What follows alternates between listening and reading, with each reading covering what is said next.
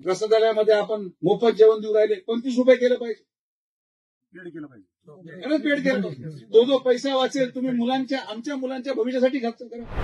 अख्खा देश इथं येऊन फुकट घेतोय. भिकारी सगळे महाराष्ट्राचे इथं गोळा झाले, हे योग्य नाही. मोठमोठ्याला संस्था आहेत, तिथं गरिबांच्या पोरांना शिक्षण द्या ना.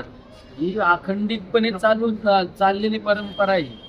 ही मी काय सांगितलं तुम्हाला, ही परंपरा आम्ही चालू केलेली नाही. आदरणीय बाबांनी मूर्ती मिळवलेली ही अन्नदानाची, आणि अन्नदान हे अखंडितपणे चालू राहणार.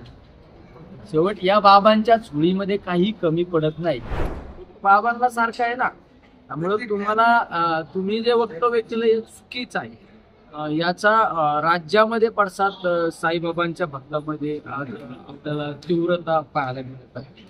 परंतु भिकारी शब्द त्यांनी तुझ्या युट्यूबने आपलं स्पष्टीकरण दिलेलं आहे की भिकारी शब्द जे पोलीस रेकॉर्डवरती भिकारी आहे, जे भिक्षकरू आहे, त्यांच्यासाठी हा शब्द वापरलेला आहे, ते रेकॉर्डवरती आहे असं त्यांनी म्हटलेलं आहे. पण भूमिकेवर ठाम असल्याचं त्यांनी म्हटलेलं आहे. जवळपास 4000 जे भिकारी आहेत त्यांना पोलिसांनी सुधारगृहामध्ये त्याची नोंद केलेली आहे. तुम्ही या नंतरच्या वक्तव्याला काय बोलता? तुम्ही बोलताना सरळ बोलले की महाराष्ट्रातील देशातील भिकारी या ठिकाणी आहे. बाबांसमोर तो भाविक असतो ना, जो बाबांसमोर नतमस्तक होतो ते कोण आहे? तो बाबांचा भाविक आहे. तो भाविक आहे, तो श्रद्धेपोटी या ठिकाणी येतो, त्याला बोलण्याचा अधिकार नाही असतो. एखादा मनोरुग्ण असला, त्याला पोलिसांनी त्याच्यावर कारवाई केली, हॉस्पिटलमध्ये दाखल केलं, याचा अर्थ तो मनोरुग्ण आहे ना, त्याला त्याचा दोष नाही काही ना.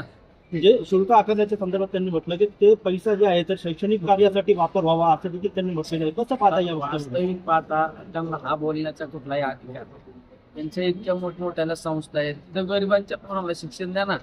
ही अखंडितपणे चाललेली परंपरा आहे. ही मी काय सांगितलं तुम्हाला, ही परंपरा आम्ही चालू केलेली नाही. याची मुहूर्त मेळ आदरणीय बाबांनी मूर्ती मिळवलेली ही अन्नदानाची, आणि अन्नदान हे अखंडितपणे चालू राहणार.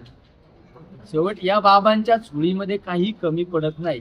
उद्या तुम्ही शिक्षणाच्या बाबतीत जरी खर्च करायचे ठरलं तर बाबांचे अनेक भाविक, कारण बाबा त्यांच्या हातून करून घेणार हे कार्य. उद्या हॉस्पिटलचं इतकं मोठं काम चालतं, पुढे हॉस्पिटलच्या कामात कमतरता पडली, कारण बाबा हे सगळं करून घेतात भाविकांना. बाबांना सुद्धा माहिती आहे कुठल्या भाविक भक्ताच्या हातून काय करून घ्यायचं. त्यामुळं जो अधिकारवाणीने बोलतो त्यांचं काय योगदान आहे हे सुद्धा तपासलं. नेवासेमध्ये राधाकृष्ण विखे पाटील आणि राम शिंदे एकाच कार्यक्रमात होते. त्यांनी एकमेकांवर सुनले तर बाळासाहेबांना टोमणे असं बघायला मिळालं आहे.